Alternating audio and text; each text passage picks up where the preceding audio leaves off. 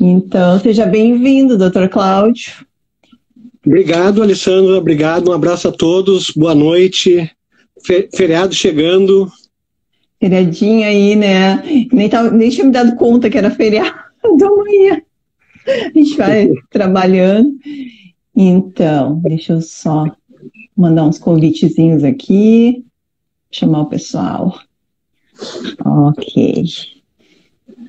Bom, então, gente, eu vou fazer uma apresentação inicial aqui do Dr. Cláudio, né? Ele é gaúcho, eu sou gaúcha, né? Somos conterrâneos, né? Moramos na mesma cidade também. Isso. E o Dr. Cláudio, ele é homeopata, né? E trabalha com uma dieta gaúcha que é baseada na estratégia carnívora, né? E ele escreveu o livro A Guerra contra a Carne, certo? E neste livro tem muitas informações importantes sobre essa agenda contra a carne, né? Faz uma abordagem sobre todos os aspectos, né? Tanto políticos, quanto econômicos, quanto históricos, né?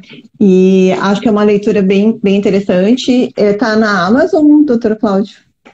Está na Amazon o livro, o e-book, tá? O livro físico tem na Livraria Santos, em Porto Alegre, Canoas, Litoral também. E a gente tem uma equipe de vendas que está vendendo o livro também, vai no meu Instagram, no meu Facebook, tem ali o linkzinho da nossa equipe. Então, aí, pessoal, quem tiver interesse, é uma leitura importantíssima, tá? Para quem quer entender um pouco mais, né, de toda essa agenda e também dos benefícios da carne, né? Então, eu vou também lhe passar a palavra agora para o senhor se apresentar um pouquinho melhor, né? Falar um pouquinho do seu trabalho e daí depois a gente segue com o nosso foco. Então tá, eu sou natural de Bagé, tá? Numa família de não médicos, não tem médico na minha família, e resolvi fazer medicina fiz medicina na URGS, e com um viés um pouco até diferente, assim, porque na verdade eu não gosto muito do hospital, não gosto de sangue, não gosto de cirurgia, e até eu me achar dentro da faculdade foi um tempo, assim. E, na verdade, o meu objetivo de vida era, na verdade, evitar que as pessoas ficassem doentes e conseguissem um nível de saúde melhor, o melhor nível possível de saúde. E, para isso, eu estudei, fiz a medicina, né? Acabei me dirigindo para a pediatria, que é uma área que eu vi um campo muito grande de prevenção com as crianças, com as gestantes.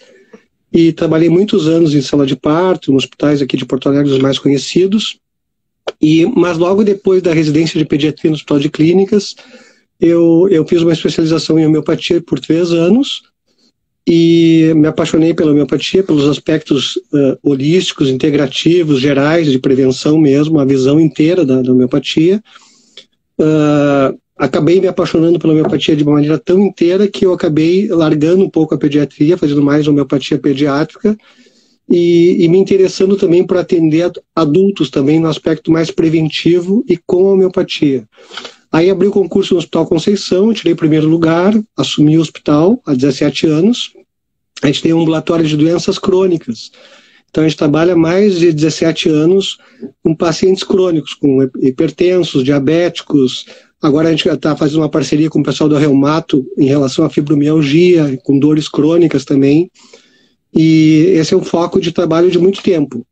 E há mais de 15 anos a gente tem estudado alimentação, né, em modos de vida, estratégias de modo de vida para melhorar a saúde, para prevenir, a questão do sono, que é muito importante, a questão da melatonina para poder contrabalançar o cortisol, que é um hormônio liberado durante o sono, cuidar com as luzes azuis, atividade física, a gente trabalhou, tem mais de 10 anos de prática de yoga, depois fiz pilates, depois estou fazendo karatê há 4 anos, 3, 4 anos. Então, essas coisas todas que eu trabalho têm a ver com a minha vida e com a da minha mulher, que também é médica também. Então, é um trabalho, digamos, orgânico, assim, o que a gente recomenda para os pacientes é o que a gente faz. Então, não tem nenhum tipo de contradição, assim. E nesses anos todos, a gente foi desconstruindo a questão alimentar. Então, vou focar um pouquinho na questão alimentar. A gente foi aprendendo que a questão dos óleos poliinsaturados, os óleos vegetais processados, o quanto eles fazem mal, né? São inflamatórios e provocam câncer e várias outras doenças crônicas. A gente foi descobrindo também o potencial dos alimentos de origem animal para a saúde, no sentido de recuperar a saúde mais rapidamente, de evitar danos, de serem alimentos muito seguros. E, ao mesmo tempo, descobriu também o potencial de dano dos vegetais, que é uma coisa que até pouco tempo era impensável e poucas pessoas falam. Eu estou sem áudio ou recuperou? Agora estou te ouvindo. Estão me ouvindo, pessoal, também? Eu acho que sim. Vamos lá, Instagram, não nos derrube. Porque tá difícil hoje. Vamos seguir. Eu mudei de Eu vou voltar Wi-Fi. em relação à questão da alimentação, tá? Ok, vamos lá. Basicamente, assim, o primeiro movimento da gente foi trabalhar com mais comida de verdade, tirando processados, tá? Uma coisa bem óbvia. Depois, a gente começou a perceber que as pessoas eram muito sensíveis aos carboidratos, muito mais do que se diz nas recomendações oficiais. Então, a gente começou a reduzir muito carboidrato e aí passou por uma dieta low carb. E imediatamente a gente conheceu também o pessoal da Paleo, o Robb Wolf, principalmente, que a gente adora o Robb Wolf, e passou a trabalhar com uma dieta paleolítica. Concomitante a isso, a gente começou a trabalhar também para os pacientes que têm doenças autoimunes. Na nossa experiência de consultório e de ambulatório de homeopatia, 17 anos, 1/3 das pessoas tem um terreno autoimune, que indica que elas podem ter uma sensibilidade maior a certos alimentos, certas toxinas ambientais, ao açúcar, às farinhas, aos farelos, às sementes, a solanáceas, que é o tomate, a batata inglesa, há várias substâncias químicas naturais e sintéticas. Então essas pessoas são as mais sensíveis, elas apresentam às vezes alergia a medicamentos, a drogas, a remédios, e então a gente começou a pensar em estratégias para trabalhar com esses pacientes com doenças autoimunes ou com terreno autoimune, que são pessoas muito sensíveis e que apresenta uma série de patologias. E aí, assim, trabalhou com o protocolo da Amy Myers, com algumas outras pesquisadoras que trabalham com doenças autoimunes, né? E sempre muito complexas, assim, são patologias bem complexas, difícil o resultado com a dieta, ajudando uma parte, mas também com alguma dificuldade. E há mais ou menos 3 para 4 anos, a gente começou a estudar a dieta de base animal, que é uma dieta carnívora. Estou tentando gravar aqui, por isso que eu estou me desviando um pouquinho. Eu quero deixar gravado, mas pode seguir, Cláudio. Então, assim, a dieta low carb, uma dieta de baixo carboidrato, ela consegue um bom resultado em pacientes metabólicos. Então, pacientes com doenças metabólicas, né, com hipertrigliceridemia, diabetes mellitus tipo 2, gota, obesidade ou magro com barriga, que a gente vê bastante também, hipertensão. Uma dieta low carb funciona muito bem e é uma dieta de entrada tranquila que dá para fazer várias adaptações. Paciente autoimune, que são esses 1/3, ou que tem esse terreno autoimune, que eu estou chamando de terreno, porque alguns têm doenças muito graves, tipo doença celíaca, Hashimoto, Parkinson, doenças neurodegenerativas de todo tipo, né, esclerose lateral amiotrófica, esclerose múltipla, fibromialgia, autismo. Então é um conjunto enorme, são mais de 100 patologias. Esses pacientes, uma dieta low carb não é suficiente para eles. Eles mantiveram um trigo, mesmo em pequena quantidade, mesmo que seja baixo em carboidrato, mas uma pequena quantidade de trigo, por exemplo, desregula totalmente esses pacientes. Então, a gente foi estudando isso aí, é uma questão muito complexa, e aí eu tive a ideia de fazer um teste em nós, na família, de usar uma dieta carnívora restrita, total, por 1 mês. E aí foi uma coisa de muito impacto para nós, na saúde, para mim, especificamente, que Eu tirei até o chimarrão, que é uma coisa que eu amo, né? Fiquei um mês sem tomar chimarrão, sem nada, nenhum vegetal, nem chá, nem nada, é só água e carnes e ovos e deu. Até laticínios a gente tirou nesse período. Foi uma experiência muito boa. Eu voltei para uma dieta mais flexível depois, no sentido de tomar meu mate. Agora estou tomando uma aguinha com limão aqui. Mas toda vez que eu saio um pouquinho da dieta mais de base animal, eu me arrependo. Essa semana mesmo eu comi um bauru muito bom, assim, com pão de brioche, um pão branco, e me atacou a rinite, tive uma crise de rinite enorme, assim.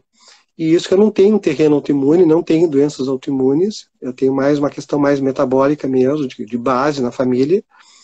E aí com os pacientes autoimunes, que eu comecei a recomendar e orientar direitinho no consultório, foi muito impressionante, porque é muito mais simples. A simplicidade de uma dieta de base animal, uma dieta carnívora, é de uma simplicidade assim, impressionante. Assim, é uma coisa, não tem muito segredo, não tem nada. É fantástico, porque eu estou há 5 meses assim, né? Parece uma coisa de maluco. Eu estou fechando agora em setembro, eu fecho 3 anos de carnívora, 95% do tempo radical e umas variações eventualmente, um dia na semana ou a cada 2 semanas, é uma variação assim bem pequena. Mas eu não tenho terreno autoimune, de qualquer maneira eu gosto, porque eu me sinto tão bem que eu não me sinto assim, não vale a pena sair da linha. Não tem vontade. Começa a aprender. Então, assim, a grande contradição é que, assim, a gente sai de uma ideia de que as pessoas discutem que se carne faz mal para a saúde, e aí a grande descoberta é que carne não faz mal para a saúde. Depois tu passa a entender que não só não faz mal, como faz muito bem. E não só não faz bem, não só faz bem, como ainda pode ajudar a curar muita doença. Muita doença. E cada vez eu me surpreendo mais, assim. Então, é um potencial enorme, curativo, regenerador, mas tem um senão. E o senão, eu até estava pensando, acho que tem um senão. E o senão não é dos alimentos de base animal. O senão é do que tu coloca junto com a carne. Então, por exemplo, a minha terra, lá, Bagé, tem muita pessoa com câncer, tem muita doença metabólica. É uma cidade que o câncer é uma coisa bem importante lá na região da fronteira. Porque o pessoal gosta muito de carne, obviamente, mas gosta muito de cerveja, gosta muito de vinho, de cachaça e de doce. Está associada, o carnívoro, quando a gente fala em carnívoro tradicional, que não é um carnívoro estrito, está muito associado ao consumo da cerveja, principalmente aqui no Rio Grande do Sul, né, Cláudio? Assim, em outros estados também. Então, assim, eu como carne, mas eu como carne, tomo cerveja, eu como salada de batata. Pão com alho. Pão com alho. Lá em Bagé é a sobremesa, o pessoal adora doce, eu adoro doce também, né? Mas a gente se permitia. Exatamente, tudo que é coisa boa mesmo, nenhuma crítica a isso, né? E além disso, o nosso sistema nervoso, ele é programado para gostar de sabores doces. Então, uma pessoa que me diz assim, Cláudio, no consultório é muito frequente, eu gosto muito de doce. Sim, tu é uma pessoa normal, assim. E a outra coisa, a gente é programado para enquanto tiver comida na frente, a gente está comendo. Então, por isso que buffet a gente come muito, porque tu tem a oferta, o olho é muito grande, né? A gente tem 2 olhos que era para ser o tamanho da face inteira, porque a gente tem muito olho mesmo. Eu acho que está muito associado à questão da sobrevivência, né? Isso.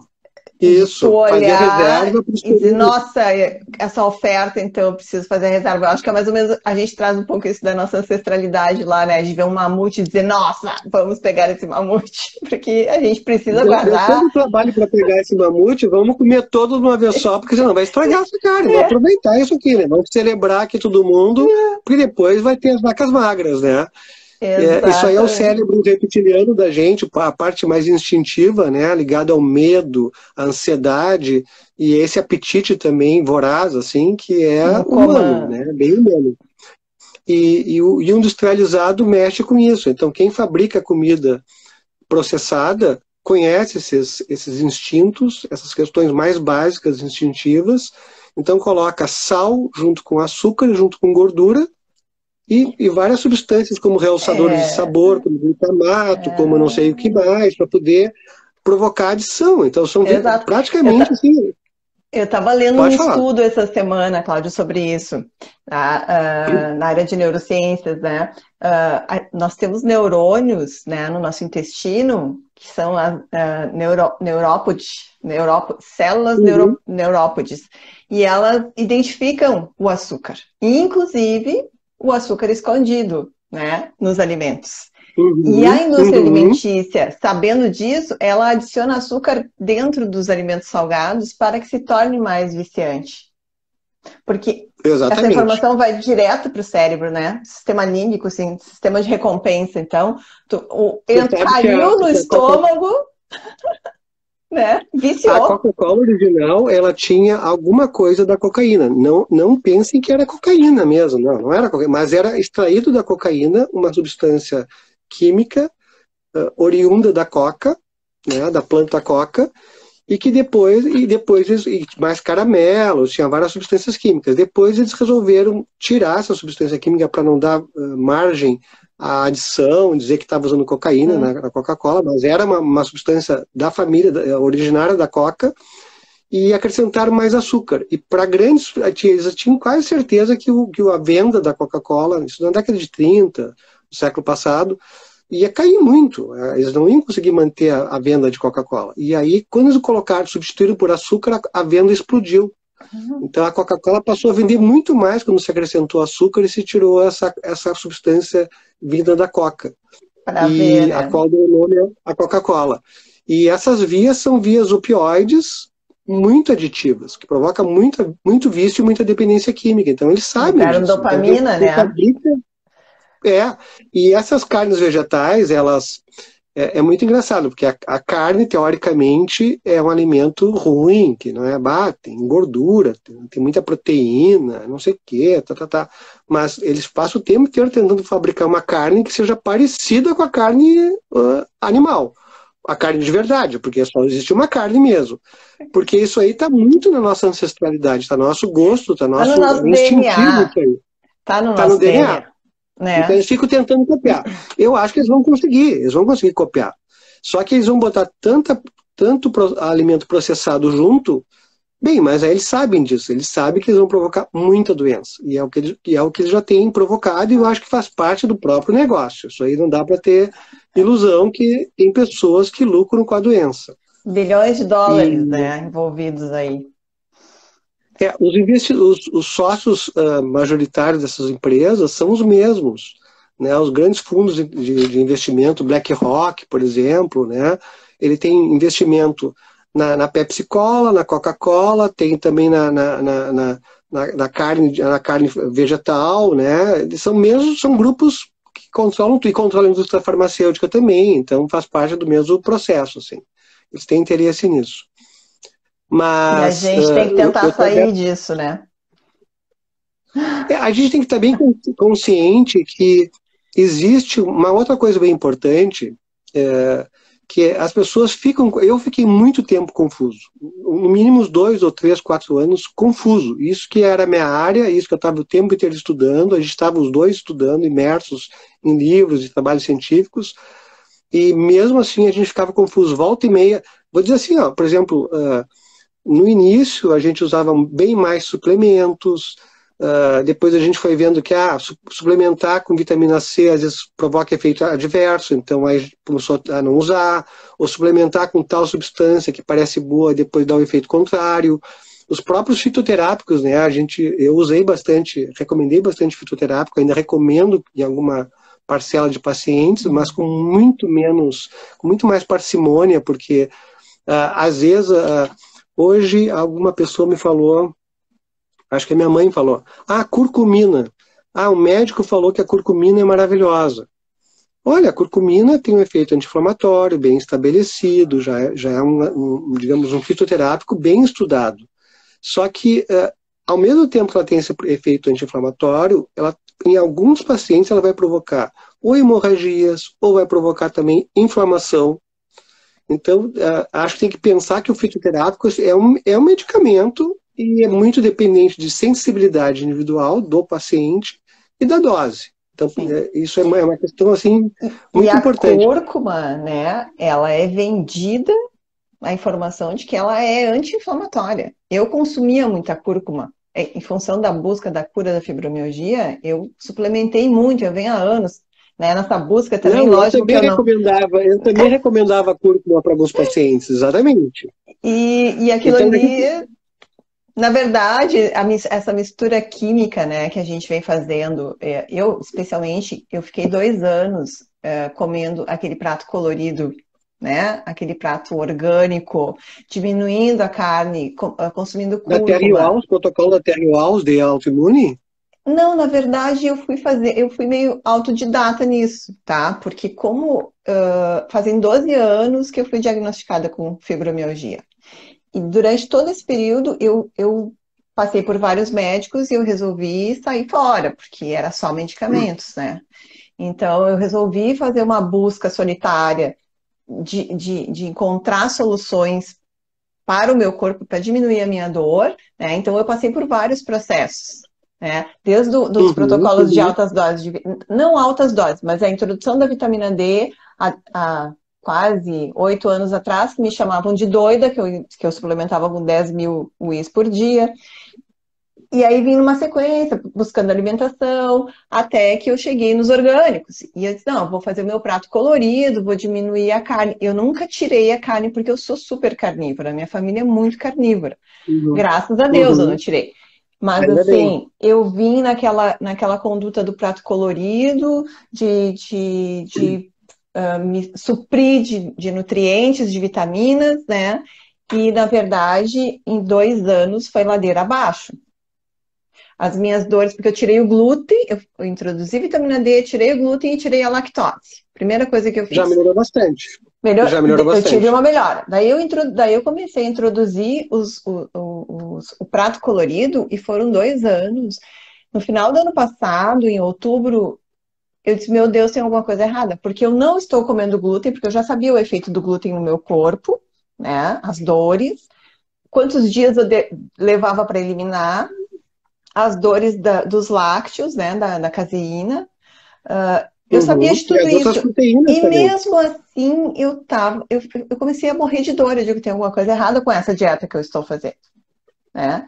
E aí ressurgiu, na verdade, na minha vida, a dieta à base de proteína animal, né? Porque eu trabalhei nos anos 90 com 2 médicos aqui em Porto Alegre, a gente tinha uma farmácia de manipulação que prescrevia a dieta do Atkins, a dieta das proteínas. Só que naquela época tinha muito leite, muito lácteos, né? Naquela dieta. Isso. Então, mas eu já tinha conhecimento de que aquela dieta fazia bem e tal. E para mim foi super fácil entrar na carnívora, né? Eu iniciei ela em novembro e consumindo algumas frutas ainda porque era início de verão, mas em uma semana as dores tinham sumido. Um relato muito legal, parecido com o teu, me chamou muita atenção também, me motivou também a entrar na carnívora, foi os relatos do Jordan Peterson e da Mikhaila Peterson, que eles têm uma família muito autoimune, né? Inclusive eu tenho um livro deles também, eles escreveram um livro sobre dieta carnívora. Eles fazem a escrita, né? Eles fazem a escrita, porque eles são muito autoimunes. E, por exemplo, a Mikhaila, com 3, 4 anos, já tinha uma artrite reumatoide gravíssima, né? Fez, sei lá, 17 cirurgias. Ela tinha uma saúde muito precária e vários problemas de saúde, síndrome de colo irritável. O próprio Jordan Peterson tinha um processo de bipolaridade, problemas graves também de saúde. E o benefício deles, assim, ela conta, eu comi depois um tomate, aí passei muito mal. Aí tu tem, digamos, para quem não é autoimune, como é o meu caso, por exemplo, tu não tem uma ideia da sensibilidade das pessoas. Eu tenho porque eu converso com os pacientes e ouço muito o que eles me dizem, né? Então, por exemplo, eu comi tal coisinha e passei muito mal. Então eu acredito em ti. Eu fico aberto a esse tipo de escuta. Mas é impressionante, né? A sensibilidade é muito, muito, muito grande. A Terry-Wahls é uma médica americana que ela ficou com esclerose múltipla. E ela estava numa cadeira de rodas e ela desenvolveu uma dieta que não é vegetariana, é uma dieta mista, né, inclui carne também, mas ela tem um prato que é muito complexo. Ela tem vegetais verdes, vegetais roxos, vegetais amarelos, vegetais não sei o quê. Eu estudei esse protocolo, recomendei para alguns pacientes meus, mas é uma complexidade, é uma chatice, tem que pesar os alimentos, tem que calcular e não sei o que mais. Quando eu descobri a carnívora e vi o protocolo da Michaela, do Jordan Peterson e do Saladino e também do Shawn Baker, meu Deus, é uma simplicidade, assim, é uma coisa muito simples, muito prática. Então a gente começa assim, reduzindo o número de refeições que faz por dia, né? Eu inicialmente fazia 3 refeições por dia, um café da manhã geralmente era ovos, era omelete, ovo cozido, ovo na banha, ovo na manteiga, depois almoço, depois janta. Agora eu já estou mais um certo tempo, já uns 6 meses, só almoço e janta, né? E uma janela de 8 horas de refeição e 16 horas em jejum. E funciona bem assim, faço atividade física, faço tudo, então é muito prático tu poder comer 2 vezes por dia, ou até uma vez por dia, e ficar muito bem, e ter um nível de energia bem, né? Muito bem, porque é incrível o bem-estar, né, que a gente tem, a clareza mental, aquele brain fog que desaparece. Eu não tinha mais memória.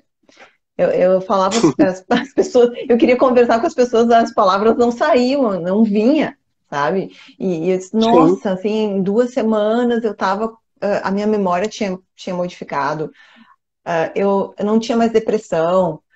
Então, assim, é uma mudança e é uma energia que te dá. Eu tava falando com a Thalma também, que eu vou chamar para fazer um papo de carnívoro. Assim, parece que tu tá ligado em 220. Não sei se tu sente isso também. E as ideias fluem, e a cabeça tá bem, e o corpo tá bem, e é uma energia muito louca que a gente tem, né, comparando com o que eu era antes, né? E quem tem... muitos pacientes, é uma coisa muito interessante. Assim, tem pacientes, por exemplo, que a gente faz uma segunda consulta, né, depois de ter mudado a alimentação, e aí eu vou rechecando assim, os sintomas da primeira consulta para ver o que mudou, o que não mudou. E frequentemente eles me dizem assim, doutor, tem uma coisa aqui que eu não falei da primeira consulta, que agora eu não tenho mais. Eu tinha uma dor no joelho esquerdo, que agora eu não tenho mais. Depois que eu vim da outra consulta para agora, que eu estou percebendo que eu não tenho mais. Eu acordava de noite não sei quantas vezes para urinar, agora eu já não acordo mais. Então, essas experiências assim são rotina no dia a dia da gente.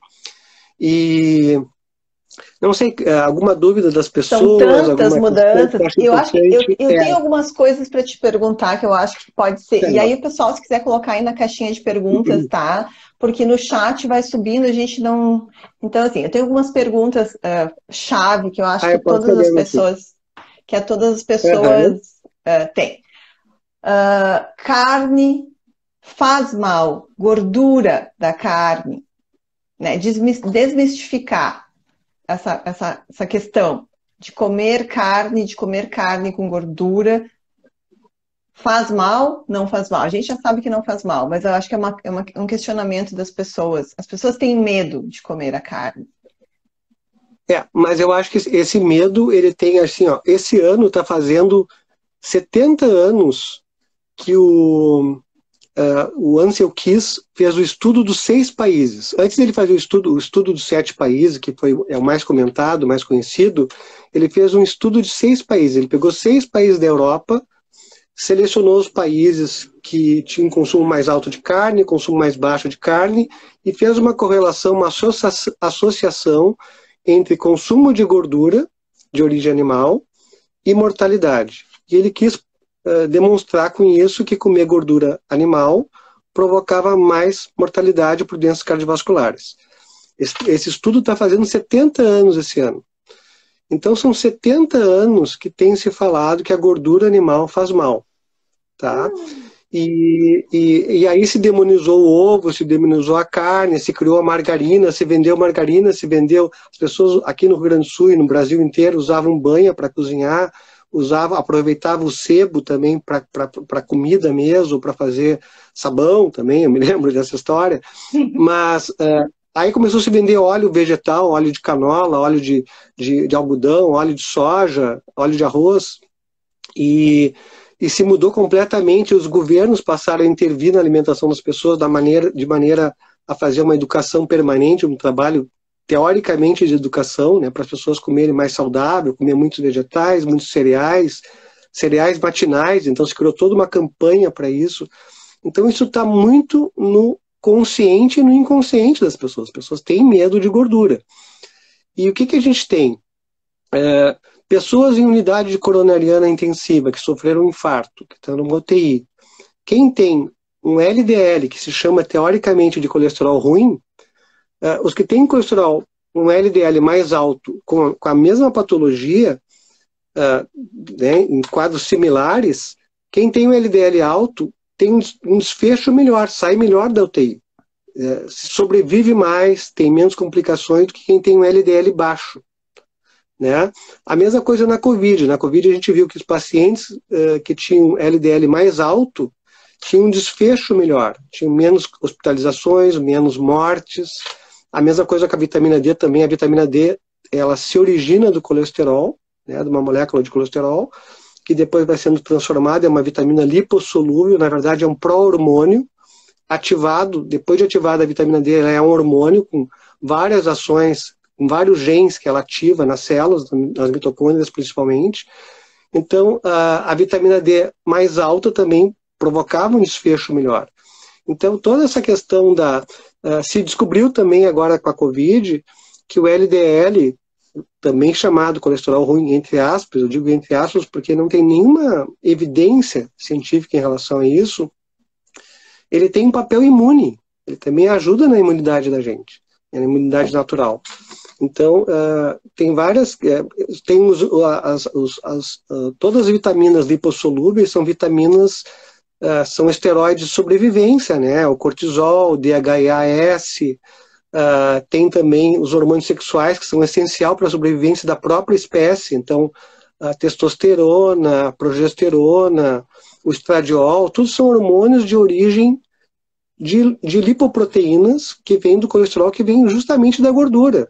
É tão importante que o fígado produz 90% do nosso colesterol. Se tu fizer uma dieta restrita de gordura animal, uma dieta de baixa lipídio, muito baixo lipídio, teu fígado vai fabricar colesterol, 90% do colesterol vai ser fabricado pelo fígado porque ele precisa, senão o nosso cérebro vai deteriorar, vai haver uma deterioração cerebral, a bainha de mielina vai sofrer com isto. Esses hormônios que regulam durante dias e semanas a nossa saúde, os esteroides todos, são todos originários de gordura. Então isso é uma fantasia que as pessoas têm. E outra coisa, no livro eu exploro bem a questão da nossa evolução, da nossa espécie. Então o ser humano é uma espécie que há 500 mil anos, 250 mil anos, era super carnívoro. Não era carnívoro, era super carnívoro. O nível de alimentação dos nossos ancestrais, medidos por nitrogênio 13, mostram que a gente consumia mais proteínas, mais animais, do que até mesmo um leão, um lobo, os animais mais conhecidos como os carnívoros, né? Os grandes carnívoros.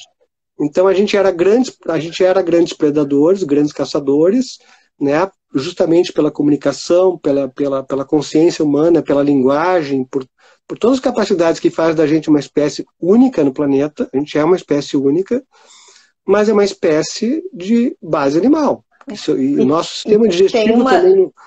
Tem uma teoria, Cláudio, só vou te interromper aproveitando o gancho aqui, de que nós, Homo sapiens, tivemos uma vantagem evolutiva em cima dos neandertais, justamente, né, em busca do alimento que era a carne. Nós ganhamos essa batalha, né, por ter cérebros mais evoluídos, já pelo alto consumo de carne, né? Porque o Homo sapiens que saiu ali daquela região da África e foi para a Europa e começou a explorar, né? Os que migraram, que encontraram os neandertais, eles dizimaram. Uma das teorias é de que eles dizimaram os neandertais, né? E que eles tinham mais sucesso na caça aos mamutes. E que aí eles deixaram o povo neandertal morreu de fome, vamos dizer assim, né? A supremacia, e já por ter um cérebro mais avantajado, por ter mais cognição, né? Por ter mais inteligência e mais estratégia.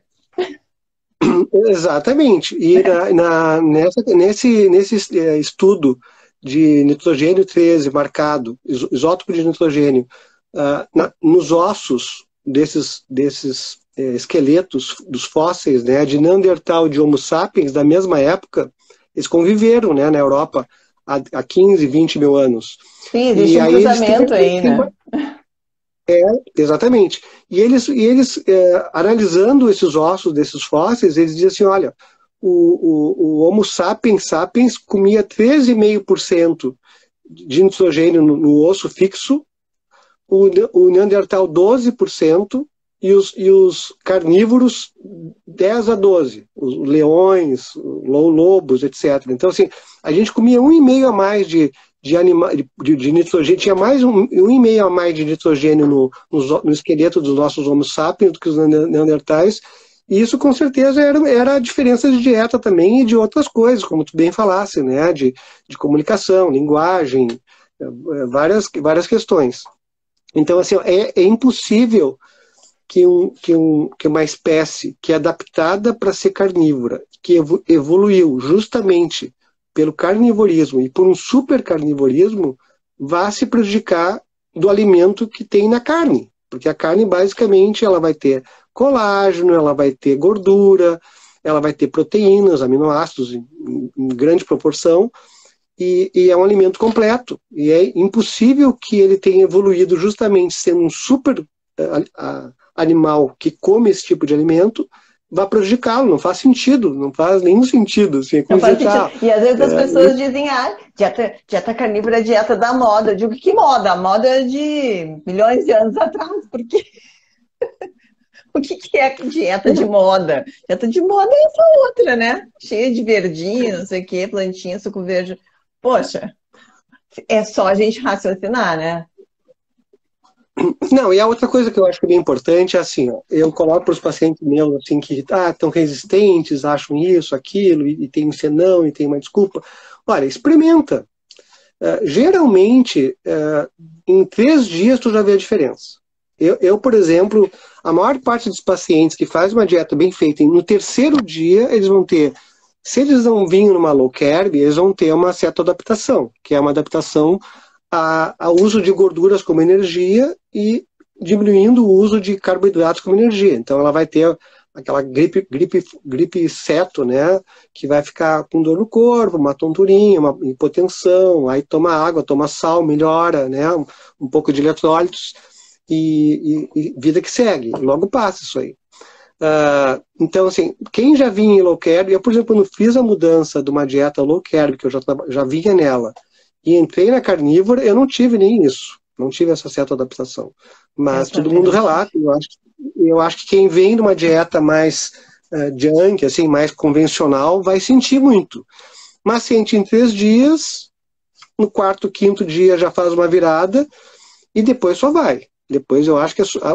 quer dizer, eu acho não. Todos os pacientes relatam isso. É uma melhora impressionante.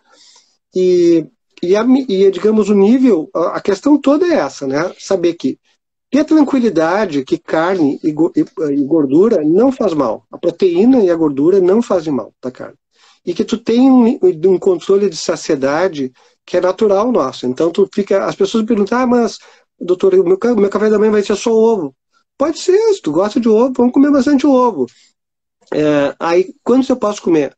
Não, quantos quiser. Quantidade, Cláudia. O pessoal pergunta muito. Quantidade. As pessoas perguntam quantidade. Eu, por exemplo, quando comecei na dieta carnívora, eu comia 3 a 4 ovos de manhã, com manteiga, ou puro, ou com azeite de oliva, e botava um salzinho e comia. Agora já não tomo mais café da manhã, já passou essa fase. Mas o que eu digo para os pacientes? Olha, não tem quantidade. Se tu quiser comer 10 ovos, tu vai comer 10 ovos. Não vai acontecer nada contigo, se não botar outras coisas juntas. O que vai acontecer, no máximo, é tu chegar na hora do almoço, e tu não tá com muita fome. E o que tu faz? Tu empurra, toma água, vai levando, depois vai jantar a hora que tiver fome. Então, a proteína e a gordura, elas regulam o centro da saciedade. Então, tu acaba... Eu, por exemplo, sou um cara bem guloso. Então, às vezes, por exemplo, se eu comi meia picanha numa refeição, no almoço, por exemplo, eu vou chegar na janta e vou ter menos fome. Eu não vou comer do jeito que eu comeria, porque eu comi bastante antes, então estou com menos fome. Então, e essa é uma das grandes vantagens de uma dieta de base animal, que é regular a adição alimentar. É um problema bem grande em obesos, em pacientes que têm obesidade mórbida ou doenças psiquiátricas, que têm um descontrole emocional com um grande apetite, com grande voracidade, por exemplo. Então, agora está entrando uma pergunta que me deu uma desviada. Eu coloquei porque está aqui dentro. Que muita carne eleva a insulina. O aminoácido, para ele ser armazenado, só vou responder a questão do que eu estava falando dos obesos mórbidos, dos obesos, né, ou das pessoas que têm adição alimentar. O alimento de base animal e gordura, eles vão regulando de novo o centro da saciedade. Vão regulando a leptina, vão regulando todos os hormônios que controlam a saciedade.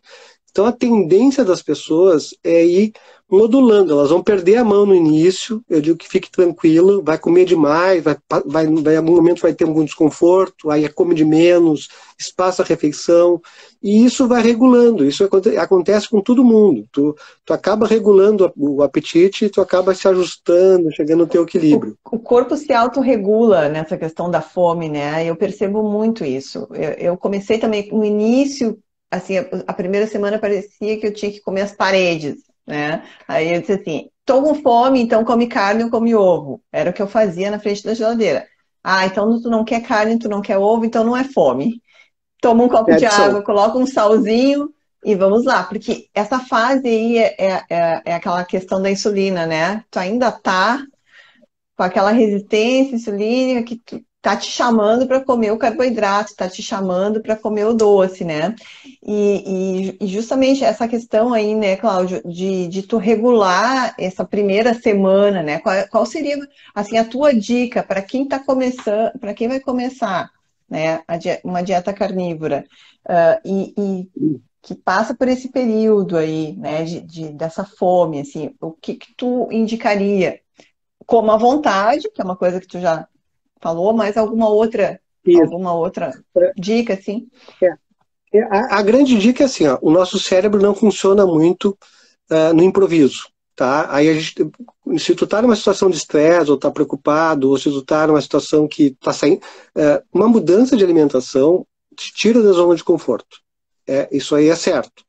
Então tu tem que estar preparado para sair da zona de conforto. Tu não pode achar que tu vai ter a mesma vida que tu tinha e vai fazer as mesmas escolhas e vai dar tudo certo. Não, não é. Tu tem que sair da zona de conforto. Tem que estar aberto para sair da zona de conforto. Isso é difícil para algumas pessoas. Então, algumas pessoas têm um caminho que é em zigue-zague. Elas entram na dieta, saem da dieta e entram na dieta. Eu tenho pacientes no hospital que têm, assim, 2 anos eles levam para entrar num processo importante de resposta e de ter uma melhora. Eu já sou um cara bem direto, assim, sabe? Tem que fazer, eu faço e acabou, fecho os olhos e não tem conversa. Tem pacientes que são assim, mas eu acho que esses pacientes que na minha experiência, que tem essa prática mais direta, tipo, olha, eu não quero ter doença, eu não quero fazer isso, que tiver ao meu alcance eu vou fazer, não é a maioria dos pacientes. Isso aí é uma minoria, são 5%, talvez até menos. É uma porcentagem bem pequena de pacientes. Então, alguns até se propõem a isso, dizem assim, doutor, o que o senhor me disser que tem que fazer, eu faço. Mas aí chega na hora de fazer, eles não fazem. Porque eu acho que uma coisa é a vontade, achar que vai fazer. Outra coisa é fazer. Então, eu acho que assim, a dieta mais interessante é a que tu adere, que tu mantém. Não adianta ter uma dieta que tu faz e nunca mais volta. E não adianta nada. Mas eu proponho que as pessoas estejam abertas para saírem da zona de conforto. Acho que elas têm que estar dispostas a sair da zona de conforto, porque o preço da doença é muito caro. Eu, por trabalhar com pessoas doentes, o dia inteiro no hospital, eu vejo pessoas em cadeira de rodas, ou pessoas com limitações grandes, ou pessoas com Alzheimer, ou pessoas com 1000 problemas vasculares, com todo tipo de problema. Então a gente sabe que a doença cobra um preço muito caro. E à medida que tu entra num processo de saúde, não existe a garantia total, não existe isso. O ser vivo é complexo, a biologia é muito complexa, nada impede que a gente tenha um infortúnio, uma doença grave, isso aí pode acontecer com qualquer um. Mas tu tendo padrões, parâmetros de saúde, tu te percebendo, vendo que tu tá ganhando saúde de verdade, e teus exames estão bons, e tu tá bem, tu te sente bem, a vida tá indo, e as coisas todas parecem fazer sentido, eu acho que isso é uma coisa importante. Eu acho que vale a pena pagar esse preço.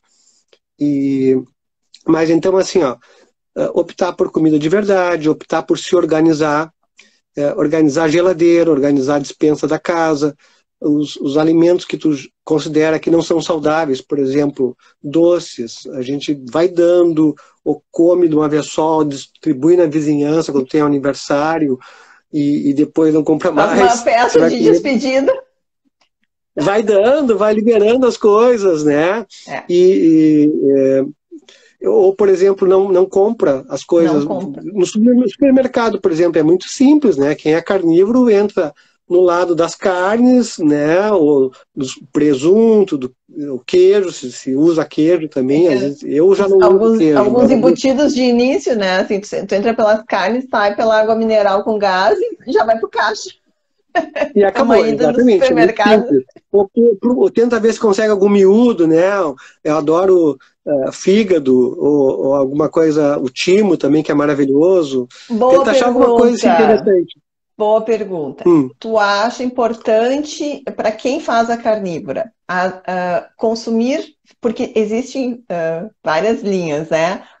É interessante consumir fígado, não é legal, não precisa comer fígado. Qual é a tua opinião com relação às vísceras em geral? A minha opinião é que é individual. As vísceras são excelentes para repor nutrientes que estão em falta no organismo. Então, por exemplo, pacientes que têm uma B12 assim, limítrofe ou baixa, por exemplo, os valores de vitamina B12, por exemplo, convencionais, é 500, tá? 500 não, 350. 500 já está ótimo. 250 a 300, né? Para eles pensarem em repor vitamina B12. Mas para a otimização da saúde, para ter uma saúde plena, perfeita, tem que estar de 500 para cima. 500 é o número que eu uso, por isso que eu me confundi. Então, assim, uma paciente que tem uma vitamina B12 de 300, 400, ela está baixa, ela precisa subir um pouco. Tu tem duas opções, ou suplementar com citoneurin, ou dar um suplemento de B12, ou dar uma injetável, ou recomendar miúdos. No início, eu recomendo experimentar miúdos ou só a carne e tentar ver se não tem um processo digestivo que prejudica a absorção da B12. Se não tem alguma intolerância alimentar, se não tem algum processo de dor abdominal ou alguma desbiose, para poder tratar primeiro, ver se... Porque eu acho que a melhor suplementação, eu acho que quem está bem, digamos, paciente que não tem desbiose, que não tem cólon irritável, que não tem nenhum problema intestinal, ele vai comer carne e vai ficar bem. Ele vai ter B12. Sim. Se ele tem uma B12 baixa, é porque tem alguma coisa errada. Se ele come carne, ele tem que ter uma B12 normal. Se ele não... Eu tenho pacientes que comem carne e não tem uma B12 boa. Então aí tu tem que pensar que tem alguma coisa que não está bem. Pra aí tu pode suplementar ou com fígado. De uma plant-based, de uma vegana, de uma vegetariana, aí já é mais interessante incluir essas vísceras, digamos assim, num início. Isso, achar um jeito que goste, que fique bom, saber um preparo interessante, porque tem muita questão do preparo também. Tem que achar jeitos de acrescentar. Eu sempre prefiro a suplementação. Antes eu suplementava com suplementos convencionais, né? Usava B12, usava citoneurin. Eu uso ainda eventualmente, mas eu tenho preferido suplementar com alimento, porque eu acho que eu digo assim para os pacientes, olha, a gente mediu B12, D, mediu o TSH, por exemplo, e mediu, por exemplo, ferritina. Paciente com ferritina baixa, 20, 30, B12 baixa, 300, uma D de 25, que nem é tão baixa dentro do convencional, mas é baixa, tem que estar acima de 60, 70, 80. Então, num exame simples, a gente mediu 3 parâmetros assim, de nutrição e os 3 parâmetros estão baixos. Então, ferritina, por exemplo, é um indicador de absorção intestinal de ferro.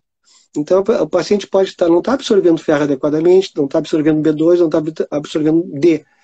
Me faz me questionar se ela não tem algum problema intestinal que dificulte a absorção. Se ela está se alimentando adequadamente, era para ela estar absorvendo isso aí. Então, tem alguma coisa a mais. Então, nesses casos, no início do tratamento, tu pode até tentar suplementar com suplementos vitamínicos, mas eu sempre prefiro tentar com alimento natural e ver a resposta. Mesmo com relação a D3, Cláudio, porque aqui, por exemplo, nós aqui no Rio Grande do Sul, a gente tem só 3 meses de sol. A gente não consegue, né, ter esse aporte de D do sol. Tu considera que a carnívora já é o suficiente para repor essa D? Ou que uma suplementação ainda é interessante? Eu acho que a D é uma vitamina que eu acho muito importante, tá bem alta, tá acima de 60, pelo menos, e eu acho que tem que cuidar duas coisas: exposição ao sol, a pessoa ter informação adequada que o sol não é danoso, a menos que ela faça uma queimadura solar, uma queimadura de 1º ou 2º grau, né, ou se tem uma área já mais sensível, já com mais dano pelo sol. Então, mas se ela não é o caso, por exemplo, eu acho que eu oriento muito que se exponha mais ao sol, mas no nosso clima aqui, que fica nublado, fica frio, fica desconfortável pegar sol, tu não consegue expor áreas maiores, é quase inevitável suplementar com vitamina D. E eu suplemento com 10 mil por dia, 5 mil em cada refeição, mas assim, para começar, né? Depois a gente pode aumentar também, tem pacientes que precisam aumentar. E uso magnésio, é um suplemento que eu uso bastante, tá? Magnésio, vitamina D e K2, que é um pacotinho que eu acho que vale a pena usar junto. A K2 também se torna importante em função da suplementação, porque a K2 a gente também consegue através das gorduras, do consumo das gorduras da carne, ou o volume de K2 não é tão... a gente não consegue... A K2 ajuda muito, porque a gente encontra muito paciente que faz... calcificação de tendão, de ligamento, até a própria coagulação com a Covid também, a gente começou a valorizar muito a K2 no sentido de prevenir tromboses. Então a K2 eu acho que é bem importante. Eu tenho por norma, desde a Covid, há 2 anos para cá, quando suplemento vitamina D, eu suplemento K2 e suplemento magnésio junto, mesmo que seja uma pequena dose. Eu ajusto a dose de cada um de acordo com a história pessoal de saúde. Mas eu acho que a D no sul tem que suplementar porque ela é bem importante, tem uma função imunológica, uma função de vigilância contra tumores também, ela ajuda a evitar o surgimento de neoplasias, é antidepressiva, então eu acho que é uma vitamina que vale a pena acompanhar, mas tem que controlar PTH, tem que controlar cálcio, tem que dar uma acompanhada, assim. Tem que evitar a ingestão excessiva de alimentos com cálcio. É uma coisa mais complexa. Para quem está na carnívora já não tem esse problema, porque já não está consumindo, né? Isso. No caso, com a suplementação de a outra coisa, assim, antigamente, há um tempo atrás, até em casa eu ainda tenho suplementos de ômega 3, e eu usava com os pacientes, alguns pacientes se beneficiam, mas o que eu tenho visto no último ano é que quem entra na carnívora de verdade, a própria gordura da carne supre totalmente a ômega 3. Então eu já não uso mais ômega 3 para ninguém, assim. E eu até não uso também até para motivar a pessoa para ver se ela consegue entrar numa carnívora, ou plenamente ou parcialmente, porque mesmo os pacientes que entram parcialmente numa dieta de base animal, eles já se beneficiam muito, muito, muito, muito. E para a questão metabólica, então, que é esteatose hepática não alcoólica, hipertrigliceridemia, os obesos, né, diabetes tipo 2, por exemplo, esses pacientes com uma carnívora, o processo é muito rápido. Eu tive um paciente no hospital ali que em 45 dias ele baixou a glicada dele de 7,5, 8 para 5,5, 6. Foi uma coisa assim, baixou 2 pontos. E a glicada ela tem 90 dias de marcação da glicação da hemoglobina. Então é uma coisa que eu não esperei. Como eu vi no paciente, eu passei a acreditar que a coisa é muito rápida. Então, essa experiência ao vivo, né? Exatamente. Então, paciente metabólico, paciente diabético tipo 2, e esteatose hepática não alcoólica, e hipertrigliceridemia, olha, é muito simples resolver totalmente o problema sem medicamento. A gente usa eventualmente um polidrato de cromo, usa homeopatia, usa vitamina D para dar um aporte. Alguns pacientes ficam dependentes de carboidratos, então eles dá aquela fissura para comer o pãozinho, a bolachinha, a torrada balduco, não sei o quê, fica inventando um monte de história. E aí tu usa um pouquinho de GABA, usa um picolinato de cromo para dar uma segurada nessa fissura aí, daqui a um pouco, 15 dias já não precisa mais nada também. Então, Passa, né? e a doença se reverte realmente. Mas o que eu sempre digo, né? A execução é a grande questão, né? As pessoas têm que fazer as coisas e testar. E o nosso corpo explica muito, assim. Hoje uma paciente estava me contando, né, que ela está muito mais sensível, então ela está me dizendo, é uma paciente que tem diagnóstico de lúpus, o lúpus dela está totalmente controlado, não usa nenhum medicamento, e ela estava com sintomas digestivos bem importantes, com muitas dores abdominais, ensinei algumas massagens do Peter para ela, ela melhorou bastante com as massagens, né?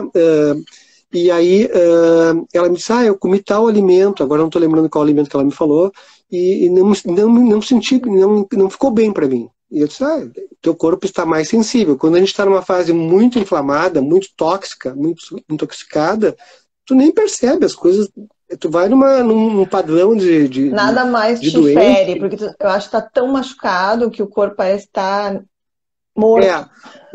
Não é nem anestesiado, estão tá todos morto. desligados, eles foram tão ativados, é como se fosse alarme, assim, que tu começa a tocar um monte de campainha ao mesmo tempo, que chega um momento que teu ouvido bloqueia aquilo ali, tu já não ouve mais. O barulho continua, mas tu já apagou aquilo ali, tu já fez um condicionamento.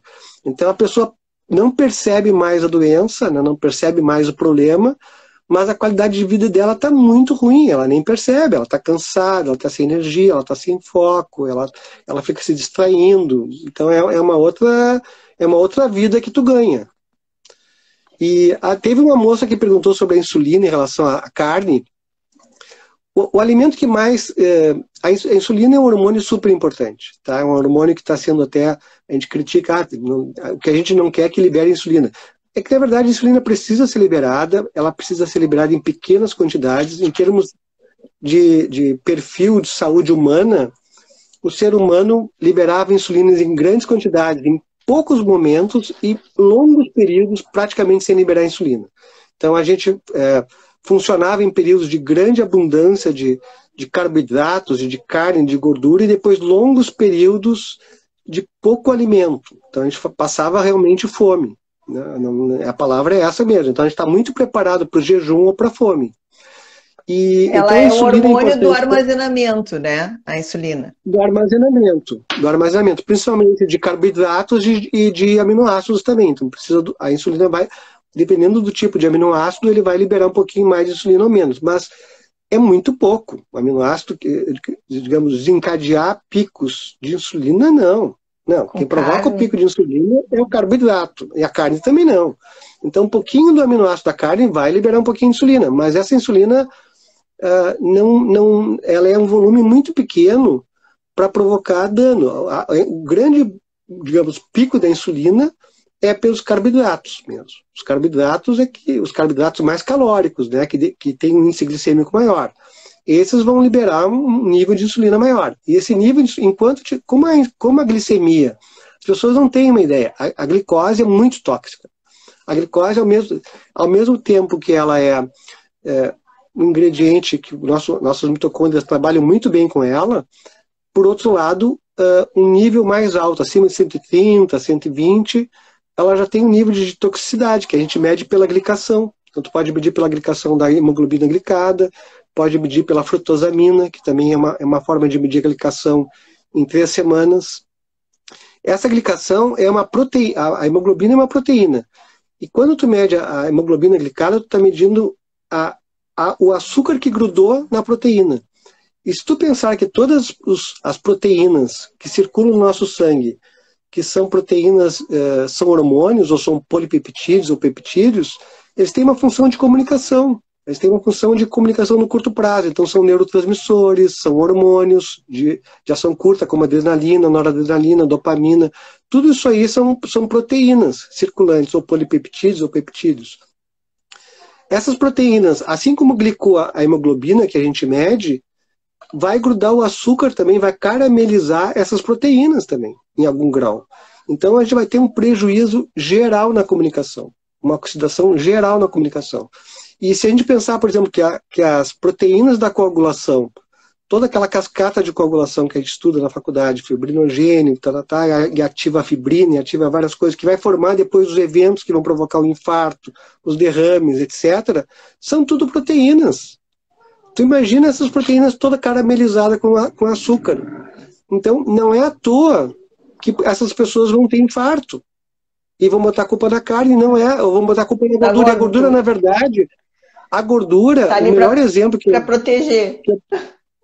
A gordura é o bombeiro que está no incêndio. Então, chega o pessoal do departamento médico legal para avaliar o incêndio, que foi um incêndio criminoso, encontra os bombeiros na cena do crime e diz, olha, houve um incêndio, o incêndio provavelmente foi criminoso, e tinha bombeiros lá. E aí depois vem umas pessoas que devem vir de outro planeta e dizem assim, não, todas as cenas de crime tinham bombeiros, então os bombeiros são os culpados dos incêndios criminosos. Então eu acho que a gordura entrou nessa aí dessa maneira. A gordura é simplesmente um tampão, é uma forma de remendar os danos provocados em proteínas, né? E ela está sempre em locais que vai ter problema de saúde. Então ela faz parte do processo de recuperação do nosso corpo. E tu imagina que essas proteínas são todas caramelizadas e funcionando mal. Então toda a comunicação do nosso organismo está prejudicada. Tu vai encontrar então isso na coagulação, tu vai encontrar nos hormônios, nos neurotransmissores,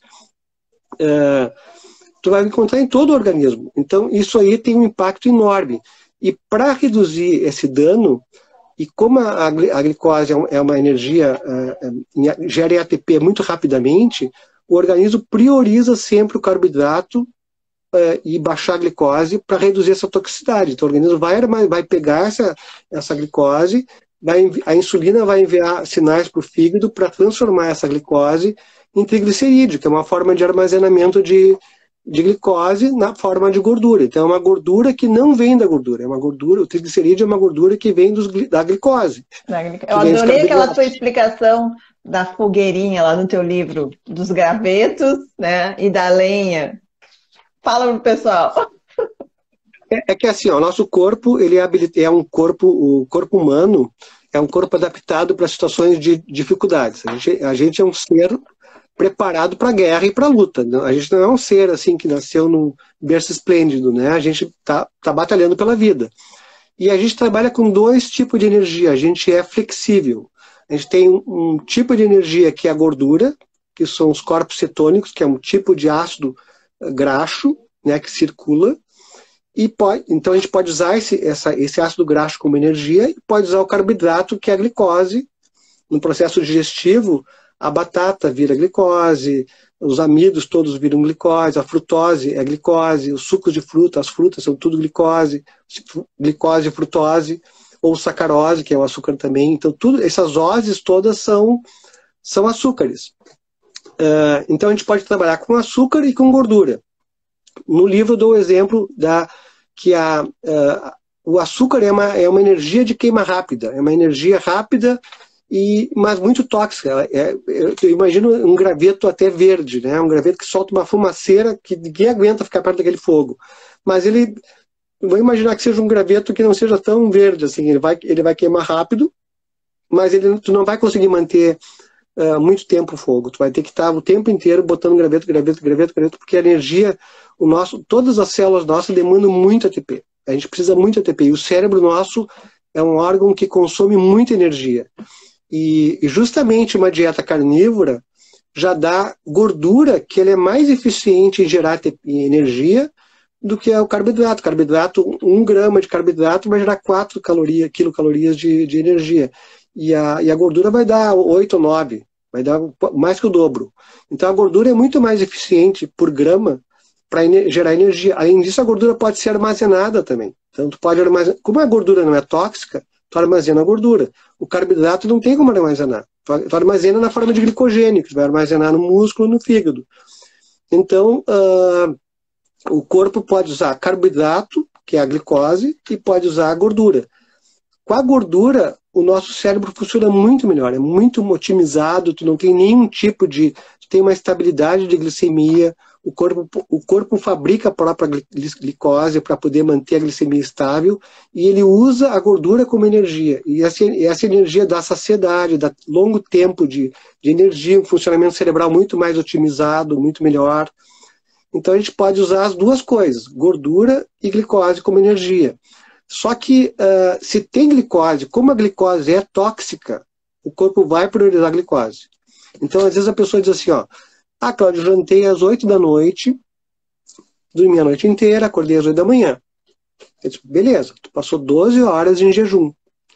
Até as 3, 4 da manhã, 2, 3 da manhã, tu estava queimando glicose. Porque tu tinha glicose circulando ainda. Depois tu entrou num período que faltou glicose. O que tu fez? O que teu organismo fez? Ele começou a queimar gordurinha da barriga. Usou glicogênio e depois usou gordurinha da barriga. Para quê? Para manter a glicemia constante. Ele fez gliconeogênese, começou a formar nova glicose a partir da gordura. Então ele foi liberando, mantendo a glicose às custas de gordura. Então é um jejum, é o efeito de um jejum. Acordou às 8 horas da manhã, 12 horas de jejum. Olha só que maravilha, queimou um monte de gordurinha da barriga, manteve a glicemia estável, tudo perfeito. Chegou de manhã, comeu um pãozinho. O que aconteceu? Vai liberar insulina, vai dar picos de glicose. Primeiro dá o pico de glicose. 150, 200, 300. Os pacientes que têm monitor de glicemia no hospital que a gente está acompanhando, comer um pãozinho com um melzinho, com uma geleia, glicose 300, 250, 300. Muito tóxica. O que o corpo vai fazer? Liberar muita insulina para baixar essa glicose. Aí a glicose está em 300, ela vai para 60. O que a pessoa sente?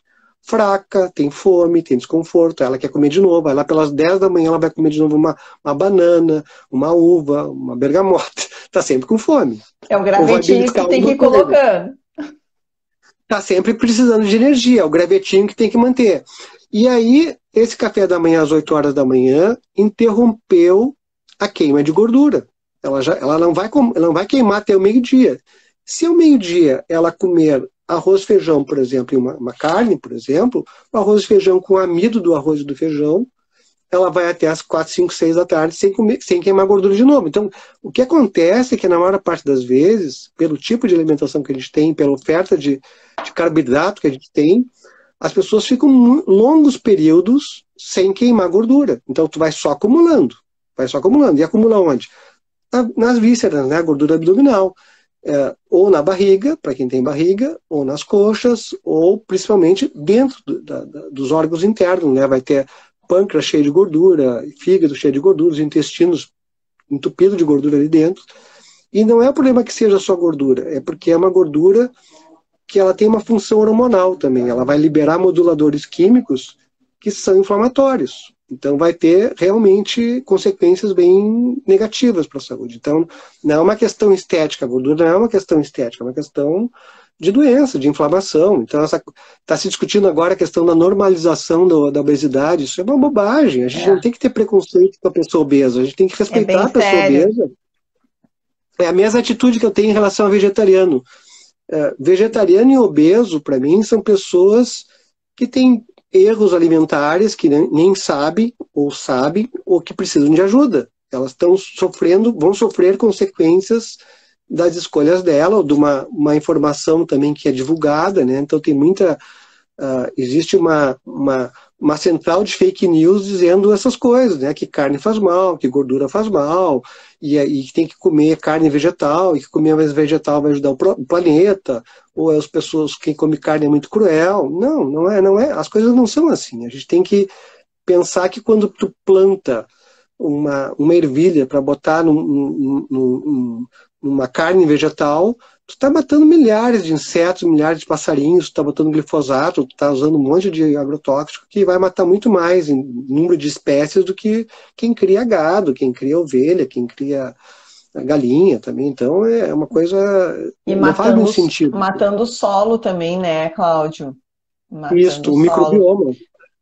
Eu vou puxar mais uma pergunta aqui, tá? O pessoal está perguntando aqui. Carne trata síndrome do intestino irritável? Sim, sim. É uma das maneiras mais eficientes de tratar colo irritável. É um jeito muito simples. É só tirar a fibra, né? Tem que tirar a fibra, porque a fibra é muito irritativa para algumas pessoas e realmente pode provocar colo irritável. Tira a fibra, bota a gordura, muita água com um pouquinho de sal, ou água, vai hidratando, e entra numa dieta carnívora. É bem rápido, em questão de uma semana, melhora rapidamente. Importante se acostumar também com o padrão intestinal que muda um pouco, né? Não necessariamente um carnívoro evacua diariamente, evacua ou diariamente, um dia sim, um dia não, ou um dia sim e dois não, mas a gente não, depois que tu entra numa dieta carnívora, tu não tem assim, aquela coisa de distensão abdominal, barriga inchada, desconforto, tu fica... Se é todos os dias, está tudo bem. Se é um dia sim, um dia não, também está tudo bem. Não tem nenhum sintoma. Tu fica assintomático. Toda vez que tu tiver sintoma digestivo, dor à palpação abdominal ou distensão.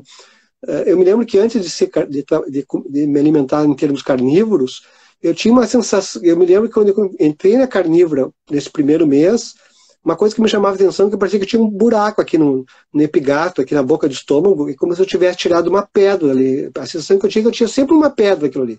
E aquilo eu confundia com saciedade. Eu dizia, eu estou sentindo um vazio aqui, parece que eu não tenho... Eu acho que parece fome. Só que não era fome aquilo era um desconforto que eu tinha, que eu já estava acostumado. E eu tirou aquilo, eu fiquei, tá faltando alguma coisa. Eu acho que Fica mais vazio, o teu intestino não fica fermentando, né? E não fica cheio daquelas tranqueiras, né? Que nem diz o Peter. Exatamente. E o estômago tem uma digestão mais leve, então é tudo mais tranquilo. Então tu estranha aquilo, né? A sensação de leveza, de não estar estufado, de estar bem, e é uma coisa interessante. Vou puxar uma outra aqui, Cláudio. Vamos tentar. Tem bastante perguntas. Criança pode fazer carnívora? Tem benefício para autista com intolerância alimentar por... Deixa eu abrir aqui de novo. Intolerância alimentar por... Eu não consigo mais ler. Criança tem muita indicação. O autismo é uma doença autoimune, tá? É uma doença que tem... algumas têm baixa de imunidade, algumas têm alterações de neurotransmissores, que respondem pelos sintomas, os sintomas de estereotipias, várias questões que os autistas têm, ou irritabilidade também tem a ver com neurotransmissores, tem colo irritável frequentemente, tem várias... o autista é equivalente ao fibromialgico também. Todos os doentes autoimunes compartilham muitas coisas em comum. Alterações hormonais, deficiências nutricionais, que não é só porque ele não está comendo, ele não consegue absorver também, como o fibromialgico também.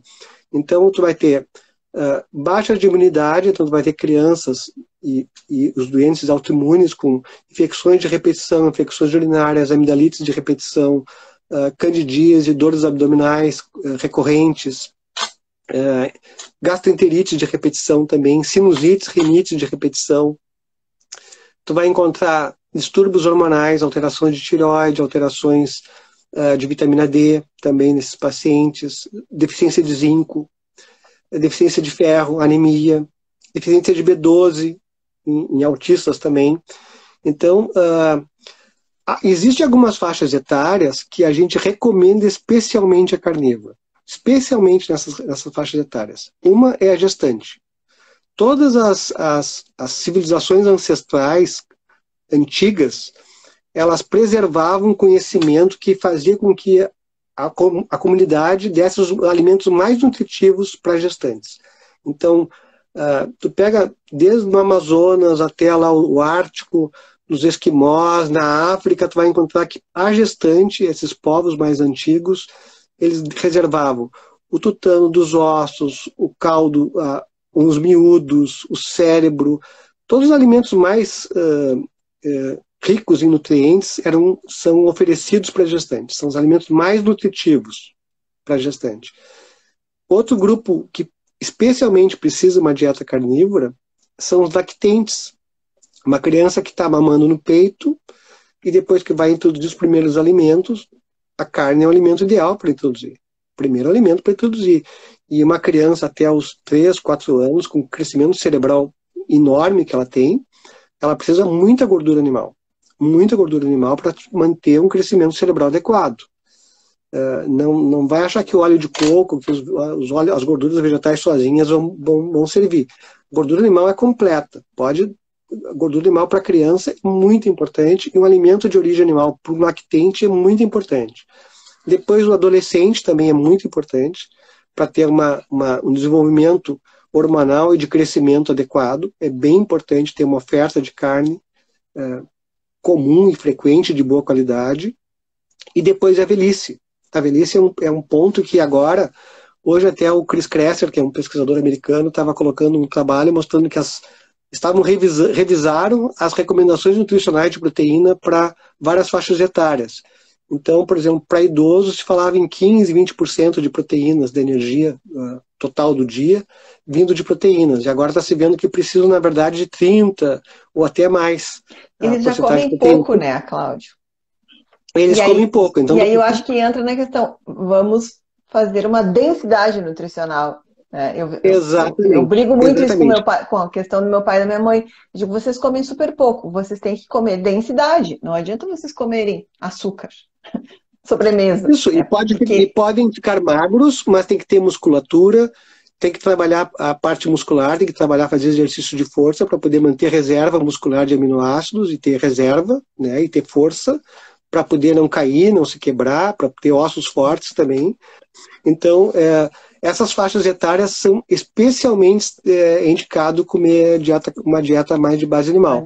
E o autista, eu acho, é um tipo de patologia que responde muito bem a uma dieta carnívora. Muito bem, muito bem. Mas é uma questão complexa, tem que corrigir vários problemas iniciais, a família tem que estar totalmente envolvida para fazer uma dieta fácil, que todo mundo siga, que tenha tranquilidade, que saiba o que está fazendo. E só benefício. Assim, para mim é uma coisa muito importante. Botei mais uma aqui sobre as artérias.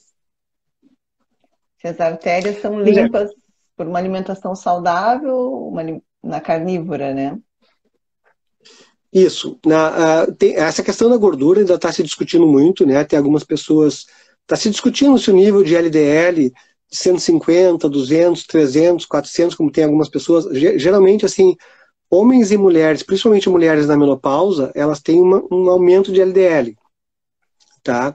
Que é o chamado colesterol ruim, que para mim não faz sentido nenhum isso aí. Eu acho que... E esse aumento, no meu ponto de vista, é um aumento fisiológico, é um aumento compensatório.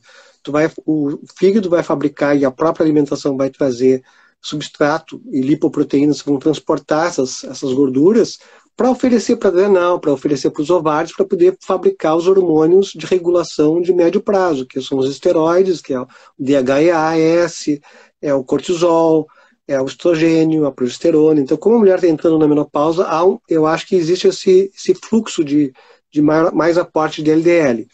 Mas isso está se discutindo ainda, e tem se correlacionado muito com score de cálcio coronário. Então, tem carnívoros de mais de 5 anos, 10, 15 anos, pessoas com 50, 60, 70, 80 anos, com score de cálcio coronário zero. O score de cálcio coronário é um score de calcificação arterial, que é um precursor, um sinal indicativo de probabilidade de uma oclusão arterial, de um infarto. E muitas pessoas com um LDL mais alto, um colesterol teoricamente ruim aumentado, não o triglicerídeos sempre é ruim, mas o LDL mais alto tem um score de cálcio coronário completamente normal. Então, tem vários colegas assim, que estão fazendo, e tem vários estudos, já está sendo adiantado, mostrando que não tem nenhuma correlação com o nível de LDL e com o estado arterial. O estado arterial, em geral, nesses pacientes é muito bom. Porque na carnívora, a gente sabe que tem um aumento, né, do colesterol, do LDL, né? Eu até fiz uma postagem sobre isso, meu LDL subiu, né? Minha taxa de colesterol. Fala um pouquinho sobre isso, porque as pessoas acabam tendo medo. E a gente vê assim, até eu vi uma entrevista do Sean Baker falando que ele tem pacientes ali que vão a 400 de LDL, Isso, né? isso. Isso está sendo estudado, tem um grupo de pacientes que tem triglicerídeos muito baixos, ao redor de 60, que são magros e que têm um nível de LDL muito alto, que são os hiperrespondedores de massa magra. Então, eles já estão estratificando esse grupo e estão estudando esse grupo.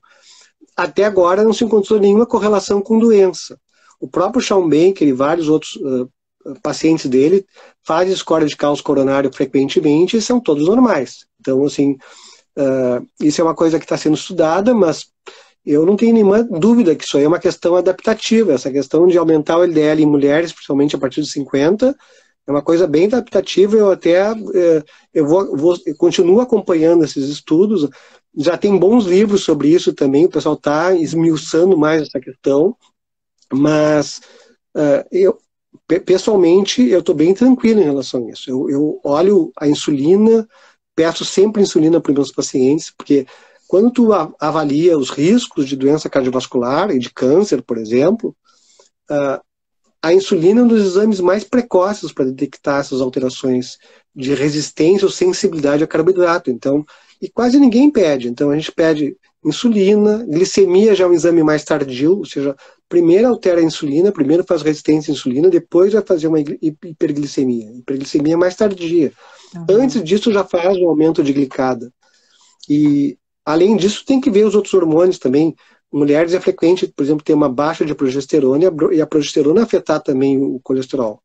E também o hipotireoidismo também frequentemente faz o colesterol aumentar, mas isso faz tudo, é parte do mecanismo complexo que se autorregula. Então não é uma questão de olhar só um dado.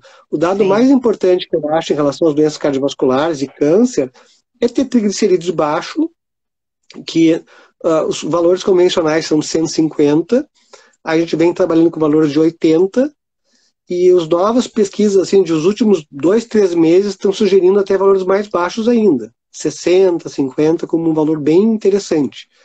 E a gente sempre mira no melhor, assim, para poder ter uma saúde melhor, né? Ninguém quer uma coisa meia boca, quer uma coisa ótima, né? E, então, assim, valor de triglicerídeos, idealmente abaixo de 100, ao invés de 150, porque esses valores normais de laboratório não são normais, valores de referência não são valores por normalidade, por saúde, são valores por amostragem populacional. Então tu pega pessoas doentes, pessoas saudáveis, tudo misturado e faz uma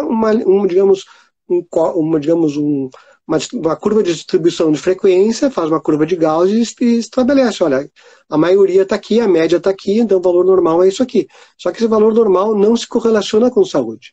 O triglicerídeo de 150 está associado com um aumento de risco cardiovascular.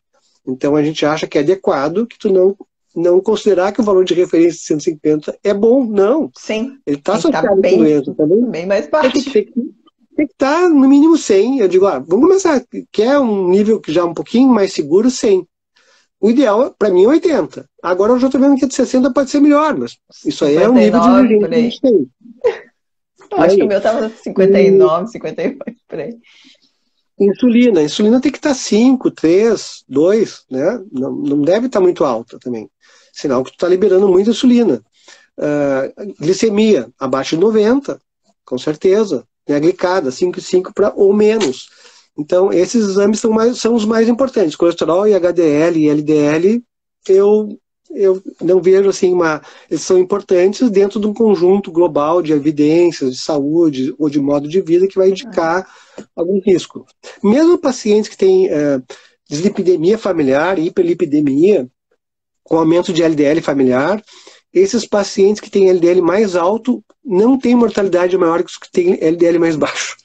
Então, mesmo nos casos de patologia mesmo, que aumenta muito o LDL, não há uma correlação também com o valor. Então, essa classificação de, não, colesterol ruim, subiu é ruim. Não, isso aí não faz muito sentido. Não faz sentido nenhum, para dizer a Faz verdade. sentido para a indústria farmacêutica que paga as pesquisas, que paga, né? E que vem toda aquela história, né, das estatinas, que a gente sabe, né? É, Então, assim, subiu um pouquinho, tá dando estatina, né? Não, não pode deixar, vamos prevenir, né? Tem muito médico que faz assim, teu colesterol, vamos prevenir para não subir, né? Então, a gente sabe que tem muita influência aí também, né, da Big Pharma nos uhum, resultados aí das pesquisas, né? Porque já tem até estudos mostrando que o colesterol é protetor, que ter colesterol alto é bom, né? Eu acho que está surgindo cada vez mais pesquisadores exatamente. independentes, né? E Uhum. trazendo outras abordagens, né, sobre o colesterol. Deixa eu ver se eu puxo mais alguma aqui, Cláudio. Dieta carnívora altera o cheiro da urina. Se sim. Não tenho nenhuma assim, ideia sobre isso. Nunca ouvi falar que alterasse cheiro. Eu também não senti isso. A gente faz mais xixi. Vai, né? A gente É, elimina quando mais líquido no início da carnívora, né? isso, e não é pela carnívora. Isso aí é porque tu tá usando menos insulina, tu vai tirar água do intracelular, vai urinar mais, vai perder mais líquido, vai desinchar, basicamente, e aí acontece essa questão de urinar bastante, mas não é pela carnívora, isso é porque tu tá usando menos insulina, que ajuda a reter líquidos também. Então, o cheiro forte E na urina de quem tá na carnívora é outro problema. Talvez uma infecção, uma o coisa cheiro assim. forte talvez seja de hidratação, tá faltando um pouco de água, né? Acho que tem que beber mais água, tem que perder o medo do sal também. O sal é um grande regulador eletrolítico. Hoje eu estava lendo um livro só sobre enxaqueca. A questão do sódio e do potássio e do magnésio são fundamentais na enxaqueca. São cérebros que têm uma desregulação do sistema no equilíbrio eletrolítico, que são esses eletrólitos, que são essas substâncias químicas, né? E são pessoas que têm uma hipersensibilidade muito grande à insulina. São muito sensíveis à insulina. Então, eu estou lendo um livro do protocolo Stanton, da Angela Stanton, que é uma americana, que tem um trabalho maravilhoso de pesquisa básica sobre enxaqueca, e ela estava colocando isso. Então, as pessoas têm muito preconceito em relação ao sal.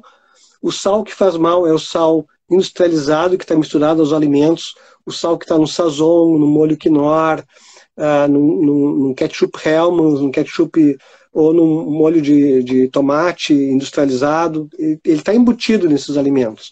Então esse sal realmente é tóxico, porque ele é um sal processado, com um monte de química junto, com glutamato, monossódico, com várias outras coisas. Mas o sal marinho não tem problema, ele ajuda a desinchar, ele ajuda a urinar, ele é melhor, ele equilibra o sistema, o meio intercelular também, então é bem o interstício todo, então é bem importante.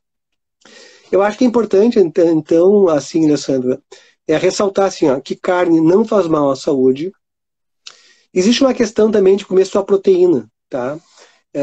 Uma dieta muito proteica, que tu tire, sei lá, 70% de proteínas, é uma dieta inadequada. Tu vai fazer uma sobrecarga de rim, de tudo, e é um desperdício também, não faz muito sentido, e nem é tão saborosa também. Então a ideia não é comer proteína continuamente, a ideia é comer proteína com gordura. Por quê? A gordura é a energia natural, que vai servir para o nosso equilíbrio, para o nosso bem-estar, além de ser um alimento estrutural, ou seja, vai ajudar o nosso cérebro, o sistema nervoso, vai formar todos os hormônios esteroides, vai formar as membranas celulares. Então, a gordura ela é energia e estrutura do nosso corpo. Proteína, estrutura. O que a gente precisa? Proteína, gordura, água e sal. Acabou. Não precisa mais Proteína, nada. água, gordura, sal, sol e movimento. Isso.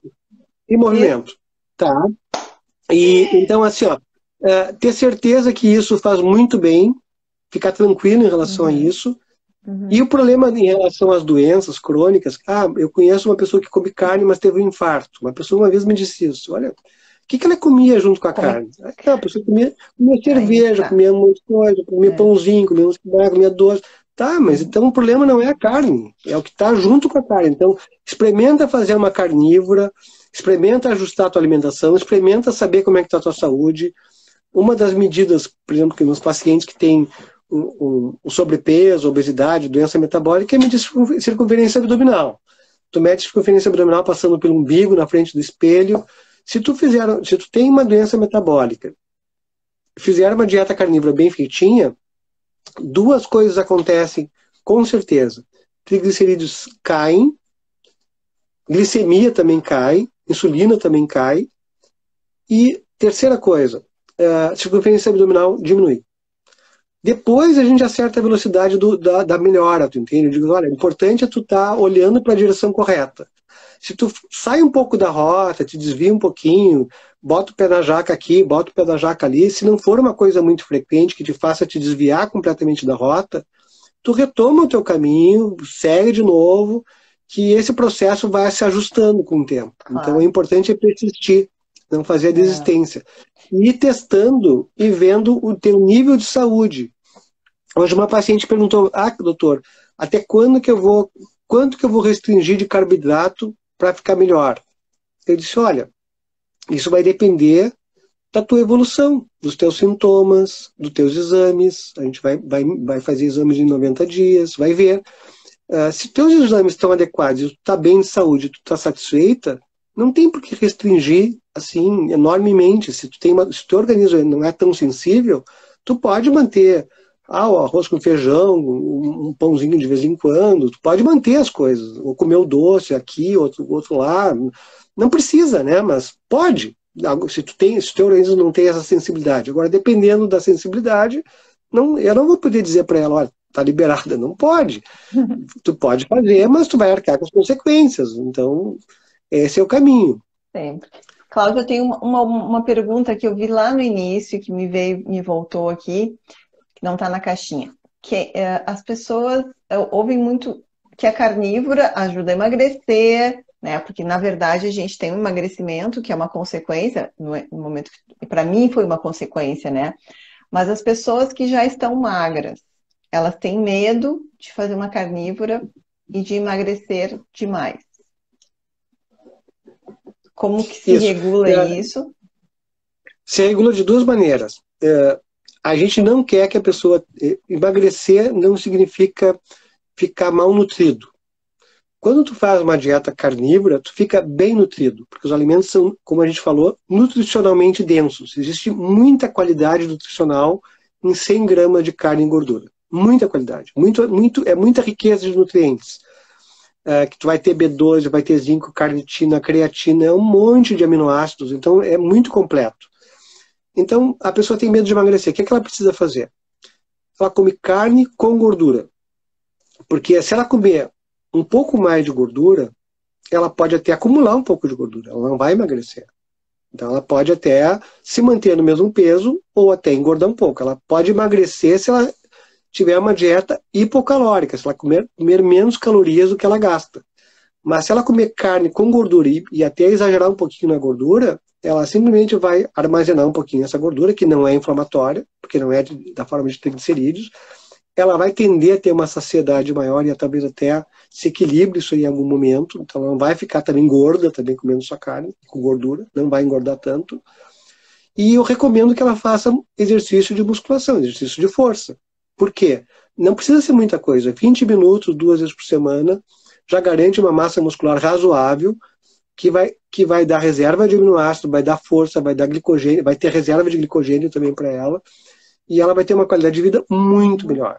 Então, não tenho medo de fazer uma dieta carnívora e vai secar. Não, só seca se tu faz uma coisa errada. Se tu faz uma coisa adequada, não tem problema nenhum. A impressão que eu tenho é que o corpo ele chega num patamar que ele se autorregula. Eu vim perdendo 4 quilos por mês e eu estabilizei agora, porque eu acho que eu já estou entrando no meu peso ideal e a impressão que eu tenho é que deu uma parada. Eu estava com medo desse emagrecimento também, quando eu vi, nossa, está muito rápido. Mas eu notei que eu não perdi massa magra, que é diferente. O emagrecimento da carnívora é muito diferente do emagrecimento das outras dietas, né? Tu emagrece preservando a musculatura, né? É incrível isso. Exatamente. E a impressão que eu tenho é que o organismo trava. Diz assim, agora tu não precisa mais emagrecer, agora a gente vai arrumar o resto da casa aqui. Tipo assim. E ela facilita muito o ganho muscular. Então, assim, ó, se tu fizer um mito, por exemplo, vou fazer exercício físico, fazer musculação, devo comer, suplementar com whey protein? Não, não precisa. Tu come carne no almoço, come na janta, ou come um ovo, acabou, não precisa. Vai estar disponível isso aí. A proteína está ali. A outra coisa, fez exercício, atividade física em jejum, tu vai liberar mais hormônio do crescimento. Esse hormônio do crescimento tem efeito anabólico, vai ajudar o músculo a ter mais uma reação melhor de hipertrofia. Então, é só dar um estímulo para o músculo, dar carga para o músculo e dar o alimento. Ele vai crescer muito mais do que uma pessoa que não está numa dieta carnívora. Se comer uma barrinha de cereal antes, vai ser pior. Porque aí tu vai usar insulina, vai liberar a insulina e vai armazenar um pouco de músculo, mas não vai usar essa energia da gordura e da própria proteína. Não precisa de carboidrato, gente. Não precisa. Não precisa. Cláudio, tomei um monte do teu tempo, tá? Eu sei que tem um monte de perguntas Obrigado. aqui, o pessoal tem um monte de questionamentos, mas assim, de repente eu coloco uma caixinha lá, não sei se o Cláudio tem disponibilidade no final de semana de colocar uma caixinha de pergunta lá no teu stories pro pessoal, daqui a pouco a gente, né, não, eu vou pedir pro pessoal o seguinte, ó, quem tiver dúvida, entra no meu Instagram, Dr. Cláudio Brasil, tá aqui o meu link, né? Tá aqui, façam perguntas. Façam perguntas que, à medida que eu for tendo disponibilidade, eu vou responder. Amanhã eu estou indo para Bagé, para a fazenda, lá para a estância, lá, e vou estar andando a cavalo, vou estar no que campo. delícia! Mas aqui que eu tiver um tempinho, eu vou respondendo. Tá? Então, tá, pessoal, tenham paciência, mandem um direct lá pro Dr. Cláudio, se quiserem mandar para mim também, posso ajudar. Te agradeço muito, Cláudio. Live maravilhosa, muito super esclarecedora. E voltaremos mais adiante para outras conversas aí. Tá bom, obrigado para ti, um abraço para todos, boa noite. Boa noite, pessoal. Tchau.